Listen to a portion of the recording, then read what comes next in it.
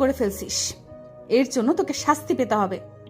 আমি তো বলছি আপনার গায়ে ইচ্ছে করে পানি মারি নাই। ঠিক আছে, আপনি যে শাস্তি দিবেন আমি মাথা পেতে নিব। তারপরেও আমার মরা বাবা মাকে গালি দিয়েন না। তুই এখনই আমার জামা পরিষ্কার করে দিবি এবং আগে 50 বার কান ধরে উঠবি আর বসবি। ঠিক আছে আপু, আপনি যা বলবেন আমি তাই করছি। কি আর করার, আপুর কথা মতো কান ধরে উঠতে বসতে লাগলাম। আপু রুমে গিয়ে জামা চেঞ্জ করে ময়লা জামা আমার সামনে দিয়ে রুমে চলে গেল। কান ধরা শেষ করে আপুর জামাগুলো নিয়ে ওয়াশরুমে চলে গেলাম। জামা পরিষ্কার করে ছাদের উপরে দিয়ে নিজের রুমে আসলাম। ওয়াশরুমে ঢুকে ফ্রেশ হয়ে কলেজে যাওয়ার জন্য রেডি হতে লাগলাম। রেডি হতে হতে আপনাদেরকে পরিচয়টা দিয়ে দিই। আমি রাসেল। দুনিয়ায় আপন বলতে কেউ নেই। মা আমাকে জন্ম দেওয়ার 5 মাস পর অসুস্থ হয়ে মারা যায়।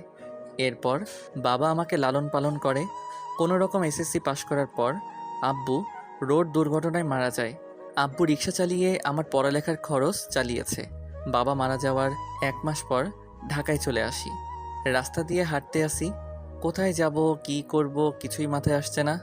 এই ঢাকা শহরে আমার কেউ নেই, তাই যাওয়ার মতো স্থান নেই। সব ভেবে হাঁটতে হাঁটতেছি, হঠাৎ একটা গাড়ি এসে আমাকে ধাক্কা মারে। আমি রাস্তার একপাশে গিয়ে পড়ি। এরপর আর কিছু মনে নেই। যখন চোখ খুলি তখন দেখি আমি একটা হাসপাতালের কেবিনে শুয়ে আছি। আমার পাশে একজন বাবার বয়সী লোক বসে আছে। আমাকে চোখ খুলতে দেখে উনি বলল, যাক, অবশেষে তোমার জ্ঞান ফিরেছে। আজ একদিন পর তোমার জ্ঞান ফিরে এসেছে। আমার কি হয়েছে? আমি হাসপাতালে কেন?